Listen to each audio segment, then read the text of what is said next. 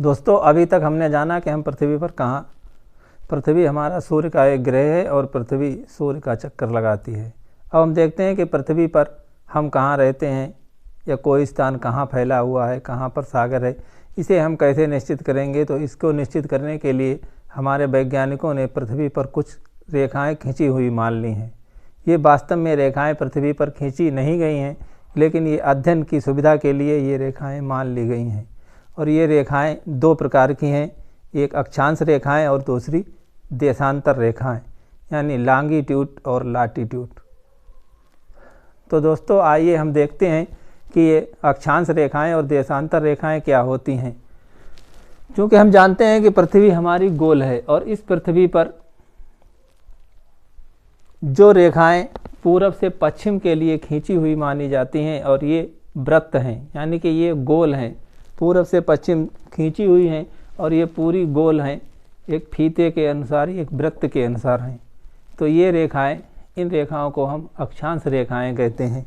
और इन रेखाओं में जीरो जो है वो बीच से होता है, यानी कि ये विषुवत रेखा और इसे भूमध्य रेखा भी कहते हैं। ये पृथ्वी को दो हिस्सों में बांटती है, बीच से दो हिस्सों में बांटती है, ऊपर और नीचे, यानी उत्तर और दक्षिण। तो इसी को हम उत्तरी ध्रुव और दक्षिणी ध्रुव, उत्तरी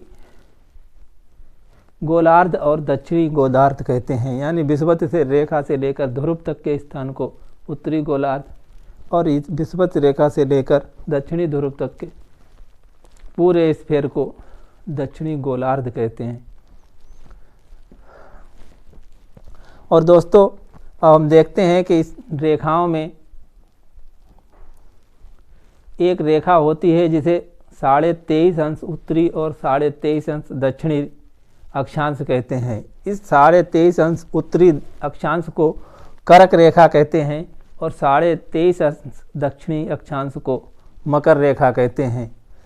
वहीं 66.5 अंश उत्तरी अक्षांश को आर्कटिक वृत्त कहते हैं और 66.5 अंश दक्षिणी अक्षांश को अंटार्कटिक वृत्त कहते हैं।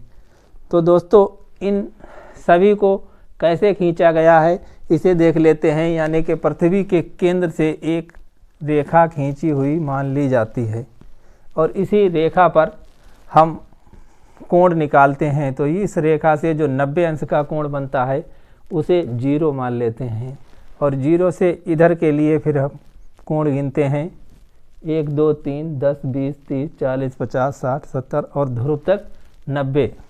और वहीं इसी से ऊपर के लिए मान लेते हैं, तो ऊपर भी हमारा यही चलता है 1 से लेकर और 90 तक। और इसमें 23.5 अंश रेखाएं और 66.5 अंश रेखाएं इसलिए खींची गई हैं कि 23.5 अंश हमारी पृथ्वी सूर्य के सापेक्ष झुकी हुई है। तो उस झुकाव को ही हम 23.5 अंश उत्तर और 23.5 अंश दक्षिण मान लेते हैं। यहीं तक हमारा सूर्य जो है वो लंबवत 23.5 अंश उत्तर जून में और 23.5 अंश दक्षिण दिसंबर में चमकता है। वहीं दोस्तों 66.5 अंश रेखा ये इसलिए मानी गई है क्योंकि जब यहाँ 23.5 अंश पर सूर्य लंबवत चमकता है तो यहाँ पर 66.5 अंश पर 24 घंटे का दिन होता है।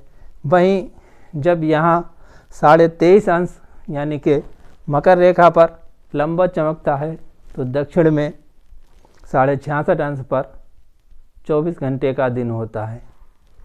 और चूँकि दक्षिण में यहाँ कोई भी भूस्थल नहीं है, कोई देश भी नहीं है, तो इसलिए यहाँ पर तो ज़्यादा चर्चाएं नहीं होती हैं।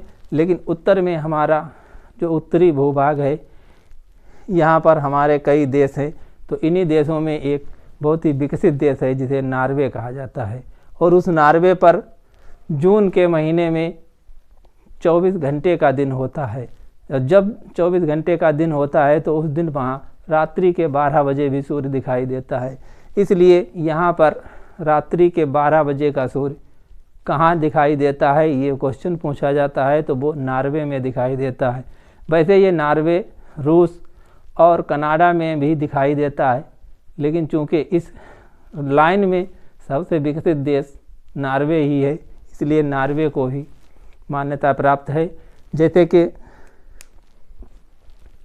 जो भी देश अमीर देश होता है उसी के बात मानी जाती है, उसी को ही महत्व दिया जाता है।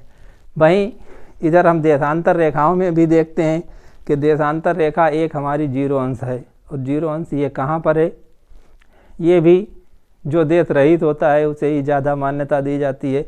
वही लंदन के ये ग्रीनविच नामक स्थान पर है जहाँ रॉयल ऑब्जर्वरी है, और उस ऑब्जर्वरी में जो घड़ी लगी है वही विश्व की सभी घड़ियों को इंडिकेट करती है, यानी उस घड़ी से ही इधर के प्लस में टाइम होता है और इधर माइनस में टाइम होता है। और ये रेखाएं जो हैं यहाँ पर 0 मान के, और इधर के लिए 180 और इधर के लिए भी 180 गिनती है, और पीछे जो 180 की रेखा है उसी रेखा को अंतर्राष्ट्रीय तिथि रेखा कहते हैं, और इस रेखा जो 0 अंश की रेखा है इसे ग्रीनविच रेखा कहते हैं। इस रेखा से पूरब के भाग को पूर्वी गोलार्ध और पश्चिम के भाग को पश्चिमी गोलार्ध कहते हैं, और इस ग्रीनविच रेखा को ही प्रधान व्यामोत्तर कहते हैं, और 180 देशांतर को अंतर्राष्ट्रीय तिथि रेखा कहते हैं।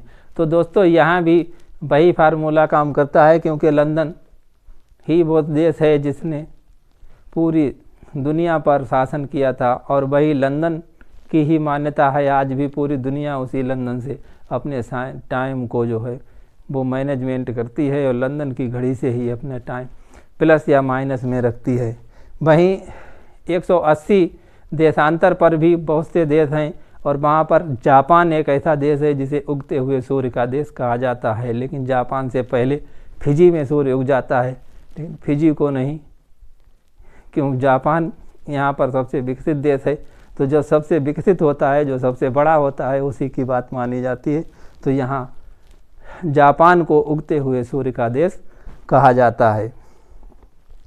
और दोस्तों ये दक्षिणी ध्रुव और उत्तरी ध्रुव 2 ध्रुव हैं, और इन ध्रुवों को जैसा कि हम जानते हैं कि ध्रुव हमेशा स्थिर रहते हैं, लेकिन यहाँ पर एक चुंबकीय ध्रुव भी होता है।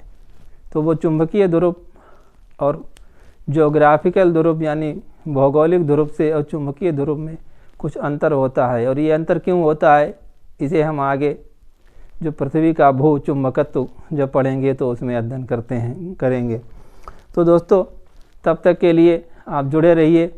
अगर ज्ञान चाहिए ऐसा आप तो चैनल को कर लीजिए सब्सक्राइब।